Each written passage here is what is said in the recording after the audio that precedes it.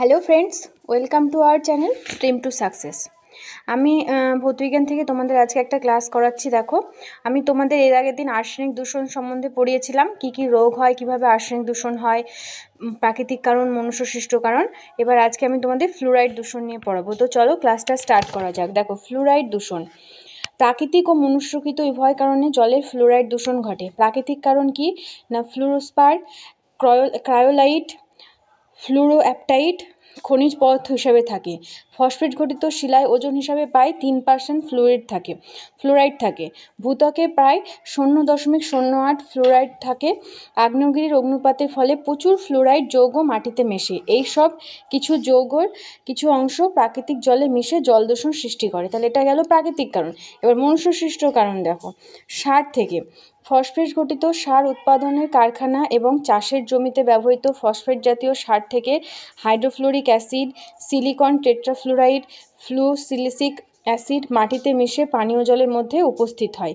তাহলে মনুষ্যসৃষ্ট কারণের প্রভাবে এইভাবে ফ্লুরাইড দূষণ ঘটে। এবার নিত্য ব্যবহার্য জিনিস থেকে আমরা যে প্রতিদিন ব্যবহার করি সেই সব জিনিসের মাধ্যমেও কিন্তু ফ্লুরাইড দূষণ ঘটে। সেগুলো দেখো কি কি: দাঁতের মাজন, টেফলন, ফ্রিয়ন ইত্যাদি তৈরি কারখানার বর্জ্য পদার্থ জলের সাথে মেশার ফলে ফ্লুরাইড দূষণ ঘটে। এবার রাসায়নিক আবর্জনার স্তূপ থেকে দেখো কিভাবে ফ্লুরাইড দূষণ ঘটে। কয়লার মধ্যে প্রায় 0.001 থেকে 0.048% ফ্লুরাইড থাকে। বিদ্যুৎ শিল্পের মতো যেসব শিল্পে প্রচুর পরিমাণে কয়লা পোড়ানো হয় সেখানকার আবর্জনা থেকে ফ্লুরাইড জলে মেশে।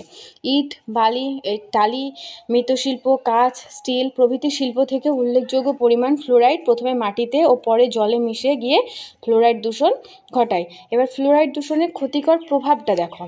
পানীয় জলে অতি অল্প পরিমাণ ফ্লুরাইড থাকলে দাঁত ও হাড়ের পক্ষে ভালো। আমরা আর্সেনিকের ক্ষেত্রে কি বলেছিলাম, যে যদি সামান্যতম থাকে সেটা কিন্তু আমাদের শরীরের পক্ষে ক্ষতিকর, কিন্তু ফ্লুরাইড কিন্তু সামান্য পরিমাণে জলে থাকাটা ভালো। কেন দেখো, কেন এবার বলবে। প্রতি লিটার পানীয় জলে তাহলে কতটা থাকা উচিত? 0.5 থেকে 1.0 মিলিগ্রাম ফ্লুরাইড থাকা উচিত। খুবই সামান্য, কিন্তু থাকা উচিত একটু, কিন্তু এর বেশি হলে কিন্তু আবার ক্ষতি হতে পারে শরীরের। দেখো সেটা কি, কেন থাকা উচিত না, দাঁতের পক্ষে উপযোগী, না হলে দাঁতের ক্ষয় হয়, দাঁত পড়ে যায়। 2 নম্বর কি বলছে, আবার এর পরিমাণ বেশি হলে ফ্লুরোসিস রোগ হয়। তাহলে ফ্লুরাইডের দূষণের ফলে কী রোগ হয়? ফ্লুরোসিস। এই রোগে আক্রান্ত হলে কি হয়? হাড় ও দাঁত ভঙ্গুর হয়, স্নায়ু ও পেশিকলার স্বাভাবিক কার্যকারিতা কমে যায়। এবার আর্সেনিক মুক্ত জল সরবরাহ, মানে আর্সেনিক মুক্ত করার জন্য কি কি ব্যবস্থা নেওয়া হয় সেটা দেখো। এবার আর্সেনিক দূষিত জল অঞ্চলে মানুষের কাছে আর্সেনিক মুক্ত পানীয় জল সরবরাহ করা দরকার। জল থেকে আর্সেনিক অপসারণে মোটামুটি 4টে পদ্ধতি আবিষ্কৃত হয়েছে। তো 4টে পদ্ধতি কি? সহ অধক্ষেপণ, জলের সঙ্গে পরিমিত পরিমাণ। 1 নম্বর কি, ব্লিচিং পাউডার ও অ্যালুমিনিয়াম সালফেট অথবা ব্লিচিং পাউডার ও ফেরিক সালফেট মিশ্রিত করলে অন্যান্য অবাঞ্ছিত দ্রব্যের সাথে আর্সেনিক অধক্ষিপ্ত হয়। আর একটা কীভাবে? অধিশোষণ, সক্রিয় অ্যালুমিনিয়াম বা ফেরিক হাইড্রক্সাইডকে নলকূপে নলের সঙ্গে আবদ্ধ ফিল্টারের মধ্যে রেখে জল থেকে আর্সেনিক মুক্ত করা হয়। 3 নম্বর কি বলছে? আয়ন বিনিময়। এই পদ্ধতিতে আর্সেনিক মুক্ত করা যায়, কিন্তু এই পদ্ধতি খুবই ব্যয় সাপেক্ষ।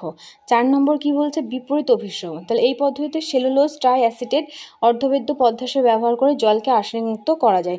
সম্ভবত এটি সবচেয়ে উন্নত পদ্ধতি। তাহলে আর্সেনিক মুক্ত কিভাবে করা যায়? 4টে উপায়: সহ অধক্ষেপণ, অধিশোষণ, আয়ন বিনিময়, বিপরীত অভিস্রবণ। এবং সবচেয়ে উন্নত পদ্ধতি কোনটা? মনে রাখতে হবে তোমাদের বিপরীত অভিস্রবণ।